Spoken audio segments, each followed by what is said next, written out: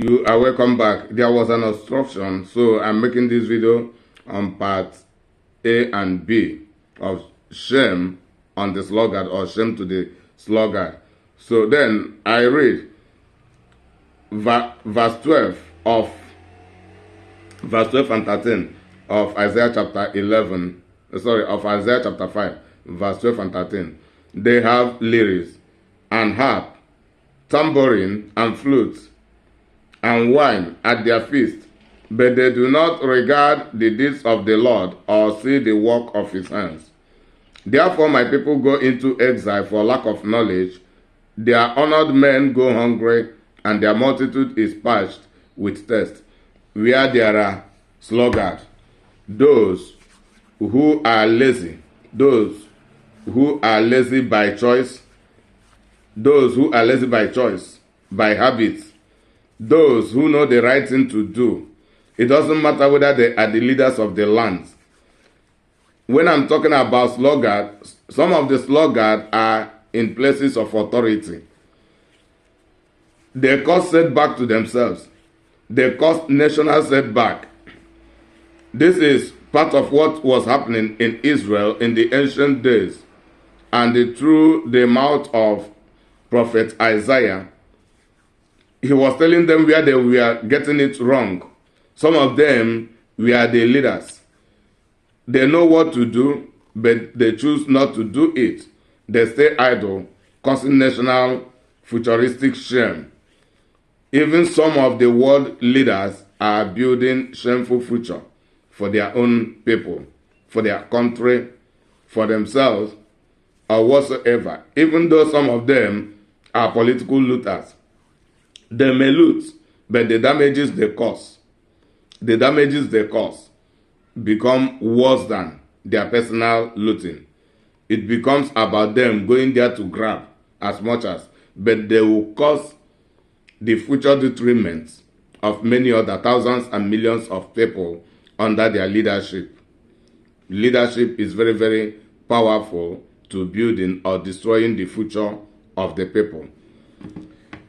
So, this issue of sluggishness is very, very dangerous, but many people do not pay detailed attention to it. Then also, I want to, they say they go hunger, they go into exile. Why? How have people been going into exile? Many people from rich and wealthy countries by resources, they run away from their own countries because there is no structure. I'm not talking about the government providing jobs for everybody. I'm talking about the leaders doing the necessary things they are supposed to do, fixing things in place. Then the fixtures will become leverages to the people. Then anybody who will fail will have himself or herself to blame, and not blaming the system or whatsoever. But when the system is frustrating, some people can be diligent, but because of insecurity threat or whatsoever, they will decide to move away. And you see, they leave the land being shattered as a result of the oppression of the sluggard. So really shame to the sluggard. Proverbs chapter 12 verse 27. Whoever is slothful will not roast his games, but the diligent man will get precious wealth. The sluggard do not roast their games. Even when they have gone into hunting, they hunt animals, they shoot animals, they get animals, they bring it back home to prepare the animal well and market as meat, or to prepare the animals using them to cook for themselves and for their families. They will not do it. Not because they do not have the time, not because they do not have the energies, not because they do not have the ingredients, because they are slothful by habits. They don't just want to stretch themselves. It will be as if they were being forced even to go for the hunting, while in reality it is always about their own benefit. The slothful are in form of husbands.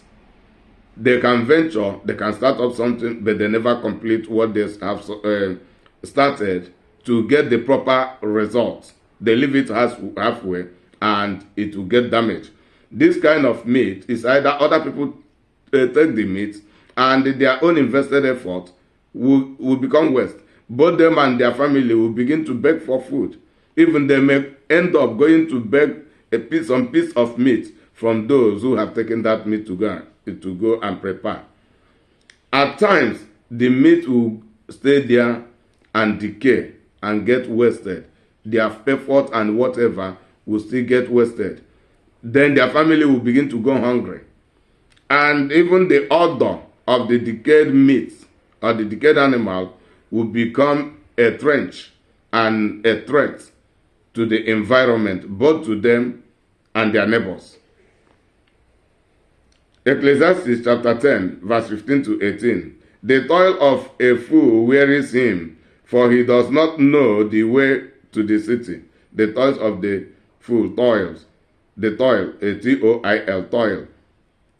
That is the venture, the struggle, the labor of the fool wearies him. He becomes tired because he does not know the way to the city.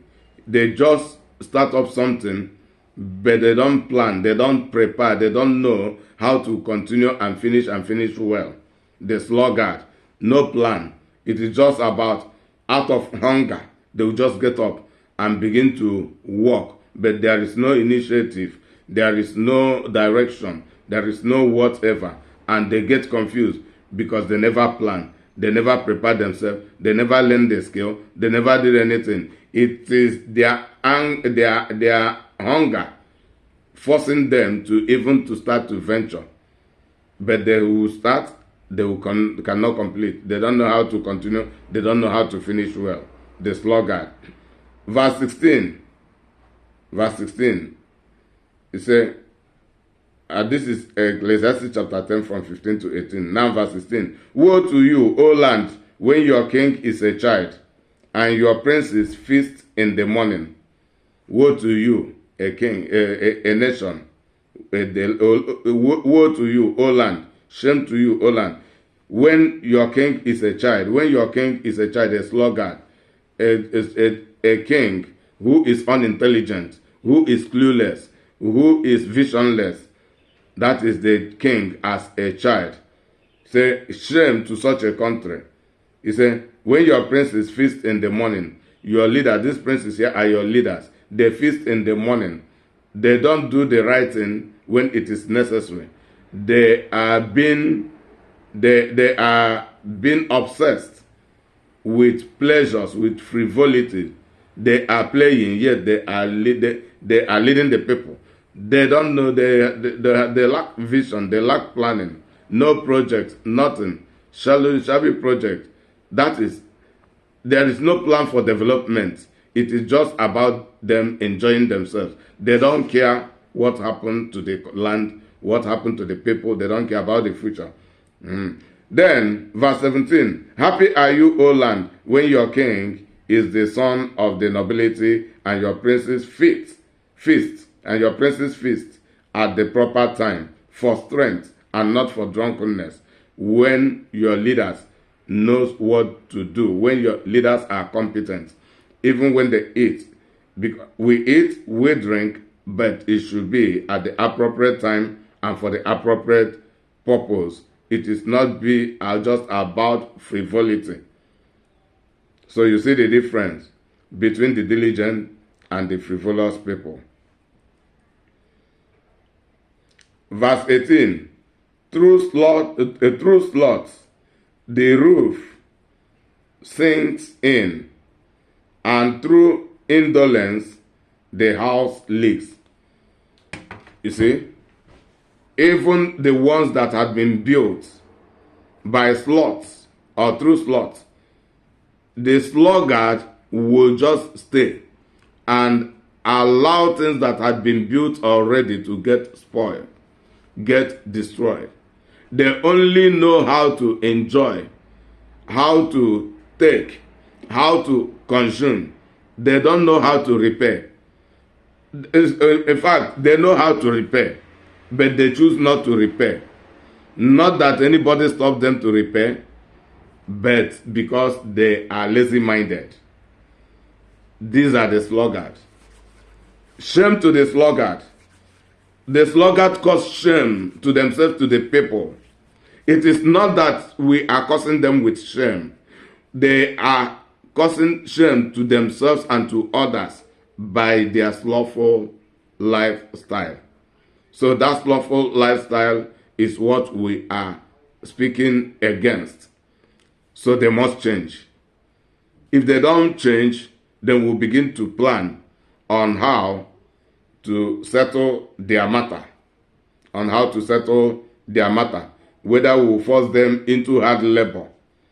Then the diligent will gather together. The diligent will begin to gather together. The diligent, our kind, will begin to gather together and begin to form our own group. Then we know how to go with the sluggard. Because we cannot continue to be in the same communities with the sluggard. Those who do not have any plan, bring the plan and give to them. They don't want to execute. They lack vision. You give them vision. They don't want. Even some of them have vision. Some of them have plan, but they cannot move. They cannot move. They only want to wait and look for where to take from and eat. And they live in the now. Anything that satisfies them at the moment, that is what they are after. Not only just only the thing that is what they are after. And they are not ready to work for it. They can steal it, they can do whatever to get it, but they cannot work legitimately to get it. Even those who steal, they are part of this sluggard, because it takes lazy-minded and greedy mind to be a thief.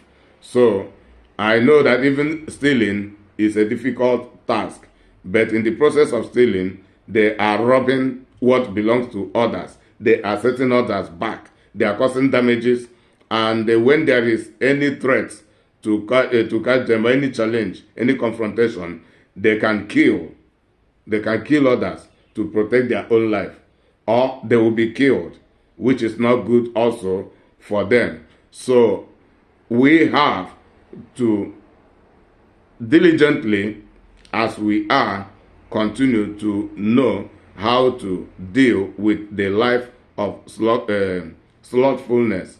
We also have to learn on how to relate with the sluggards in our midst. And you are a sluggard, you are a disgrace. You are a disgrace to yourself. You are a disgrace to your wife. You are a disgrace to your husband. You are a disgrace to your children. You are a disgrace to all of your relatives. You are a disgrace to your community. You are a disgrace to your nation. You are a disgrace to entire humanity. And moreover, you are a disgrace to God, who have created you and endowed you with different kinds of talents. You don't have time. You are not educated. You are not doing anything. By the time you used to go and sit in the band, be gossiping, going to irrelevant places, why don't you use those time and begin to educate yourself, begin to learn one skill or another, begin to read books, You will now want to read my book and have sense, but you want to use the time and continue to gossip, And this kind of people, they only talk about others. They are so critical that they will also be, or they will always be pointing at the fault of others, where others are getting it wrong. And they will use it to be distracting, so that they will never tell you on what they are doing for themselves to develop themselves. They will never tell you on what they are contributing for the development of the people. They are only there pointing at the fault of others, but they themselves are not doing anything, and they are not willing to do anything. If you tell them to do anything beneficial, you become their enemies. So I don't mind whether they will tag me as their enemy. If they choose to be my enemy, good for them, because the diligents are my friend. Then I work with diligence. In life, for you to succeed, you don't need everybody. You only need the right people. God bless you until I come your way once again. I remain your service servant evangelist, Inima Carlo. Bye for now.